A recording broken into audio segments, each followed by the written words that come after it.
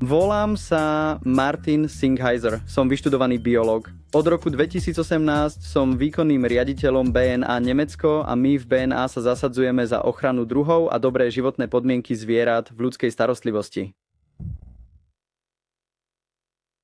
Jedným z najväčších problémov, ktorým čelíme v Európe, čo sa týka chovu zvierat, je pozitívny zoznam. A pozitívny zoznam je zoznam druhov, ktoré je povolené chovať a všetko ostatné je zakázané. Môže byť cieľom niektorých organizácií zakázať všetok chov zvierat. Pozitívny zoznam je len začiatok. Nuž argumenty zástancov pozitívneho zoznamu sú, že pozitívny zoznam je dobrým opatrením na zabránenie šíreniu inváznych cudzích druhov a šíreniu zoonóz, ale nakoniec to tak nie je. Neveríme, že pozitívne zoznamy fungujú dobre v tých krajinách, kde boli zavedené, pretože nevidíme pozitívne účinky alebo nám jednoducho nie sú známe a nemáme dôkazy zo strany samotných krajín, že sú dobrým opatrením na zlepšenie všetkých riešených problémov, ako sú dobré životné podmienky zvierat, ochrana druhov, invázne nepôvodné druhy alebo zoonotické choroby. Takže v súčasnosti existujú príklady, ktoré ukazujú, že pozitívne zoznamy zlyhali protiprávne, napríklad vo Valonsku, v Belgicku, alebo sa o ne v súčasnosti bojuje na súde v Holandsku. Existuje prípad Európskeho súdneho dvora, ktorý hovorí, že pozitívne zoznamy musia byť spravodlivé a založené na vedeckých kritériách. A pre mnohé aspekty je toto kritérium veľmi ťažké splniť. Vezmime si ako príklad ochranu druhov. Ak je nejaký druh nezaradený na pozitívny zoznam, pretože je ohrozený vo voľnej prírode, môže to byť dôvod na zamietnutie zaradenia na pozitívny zoznam, hoci sa tento druh bežne chová v ľudskej starostlivosti. Vidíme problém, že druhy chované pod ľudskou starostlivosťou po 10 ročia môžu byť v budúcnosti zakázané, keď bude zavedený pozitívny zoznam a to nie je prospešné pre dobré životné podmienky zvierat a ochranu druhov.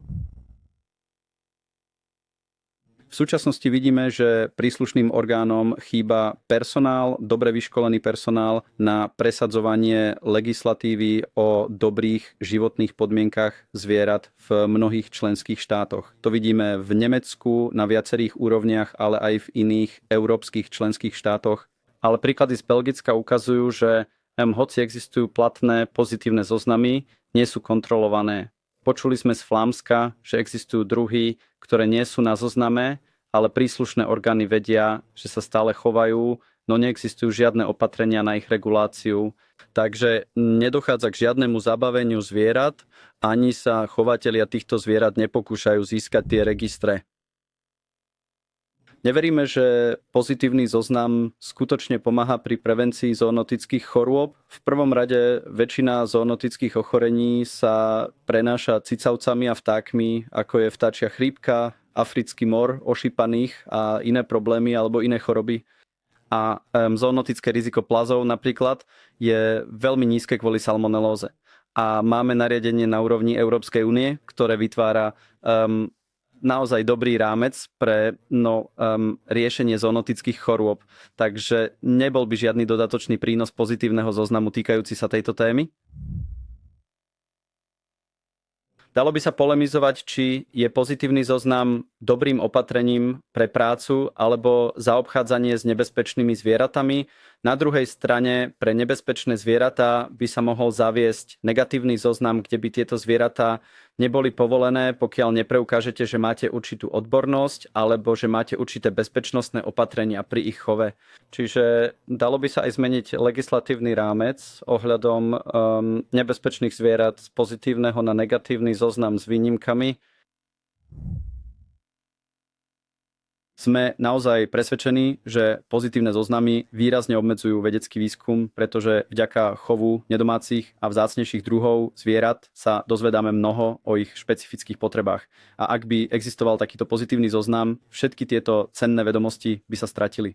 A príspevok súkromných chovateľov divokých zvierat v literatúre, v časopisoch, v knihách je obrovský a všetko toto poznanie by zmizlo, Navyše, mnoho ľudí pracujúcich v zoologických inštitúciách pochádza zo súkromného chovu a držania domácich zvierat a ich rozmnožovania. A ak by to bolo obmedzené pozitívnym zoznamom, obávame sa, že aj veda by bola negatívne ovplyvnená. Pozitívny zoznam by tiež mohol negatívne ovplyvniť ochranu prírody. Ak sa rozprávate s ľuďmi, čo sa venujú téme pozitívnych zoznamov, tvrdia, že oficiálne programy, napríklad v rámci komunity zoologických záhrad EASA, nebudú dotknuté.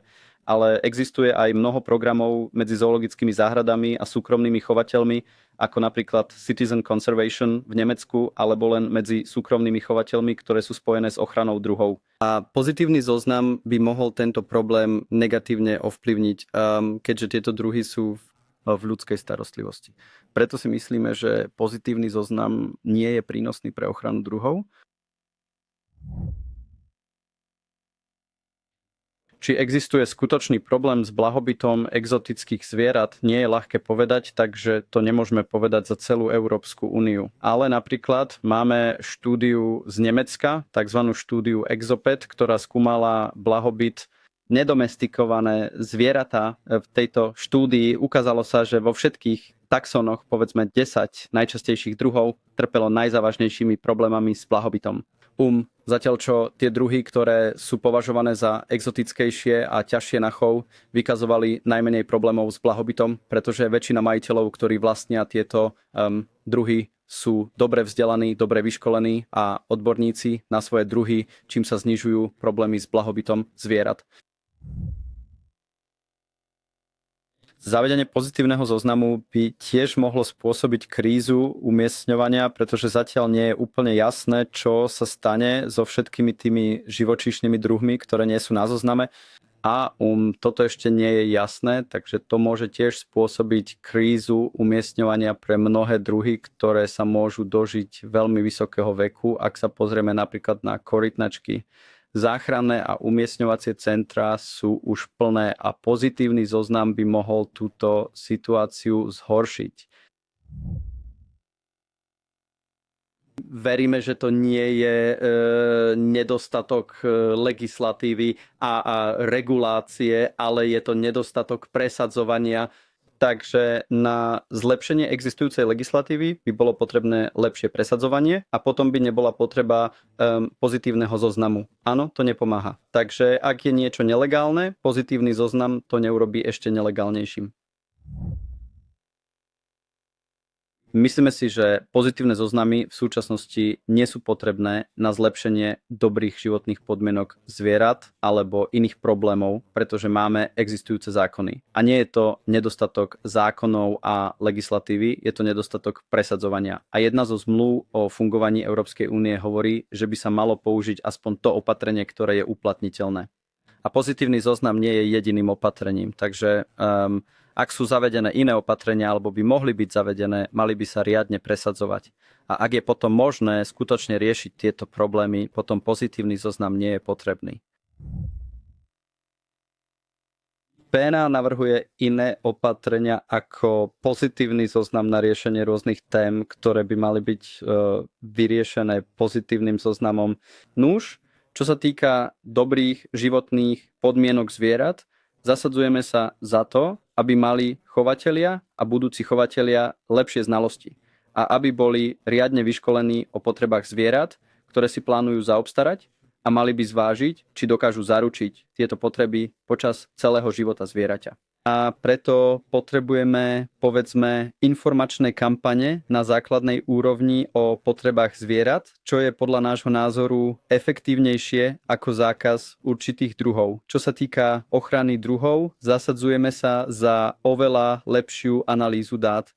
Record ochrany tých druhov, v ľudskej starostlivosti, ak je znám súkromnými chovateľmi, keby sme boli schopní zozbierať tieto dáta, mali by sme najväčšiu plemennú knihu na celom svete, ktorá by zároveň ukazovala prínos skutočne skúsených súkromných chovateľov k ochrane druhov. Pre invázne nepôvodné druhy navrhujeme poskytnúť informácie o tom, ako predísť ich neúmyselnému vypusteniu, čo je tiež v súlade s platným nariadením Európskej únie o inváznych nepôvodných druhoch. Pokiaľ ide o problematiku zoonoz, existuje mnoho platných predpisov, ale musíme tiež informovať chovateľov o sanitárnych a hygienických opatreniach a mali by sme ich školiť, aby dokázali odhaliť možné choroby u zvierat a poradiť im, aby kontaktovali veterinára, aby sa tieto problémy mohli riešiť skutočne profesionálne. Čo sa týka nebezpečenstva jedovatých zvierat, my naozaj nenavrhujeme ich zákaz, ale skôr negatívny zoznam, kde takéto zvieratá môžu chovať len ľudia, ktorí spĺňajú určité požiadavky. V súčasnosti chýbajú informácie o tom, že pozitívny zoznam je prospešný, ale rovnako tak chýbajú aj informácie na jeho zostavenie. A pokiaľ chýbajú dáta, všetky argumenty sú do určitej miery špekulatívne. V súčasnej dobe úplne chýbajú spoľahlivé vedecké podklady a databázy, na základe ktorých by sa mohlo prijať rozhodnutie o vytvorení pozitívneho zoznamu. V konečnom dôsledku pre tých, ktorí sú zastancami pozitívneho zoznamu, je to pravdepodobne alebo napokon len spôsob regulácie všetkých druhov chovu zvierat. Preto v tomto konkrétnom prípade nepodporujeme pozitívny zoznam. Ak milujete plazy a chcete vidieť viac takýchto videí, prečo sa nestanete zodpovedným chovateľom plazov? Viac informácií nájdete na našej web stránke